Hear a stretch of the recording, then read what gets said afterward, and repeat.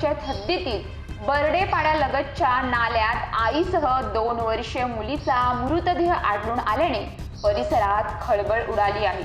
डोंगरालगतच्या नाल्यात सोमवारी म्हणजेच काल दुपारी 3:30च्या सुमारास दोन्ही मृतदेह हातपाय बांधून दगडाला बांधलेल्या अवस्थेत आढळून आले। दरम्यान मनोर पोलीस ठाण्याचे अंमलदार यांनी घटनाचे धाव घेत दोन्ही मृतदेहाचा पंचनामा केला। सुष्मिता प्रवीण डावरे असे 28 वर्षीय मृत महिलेचे नाव आहे।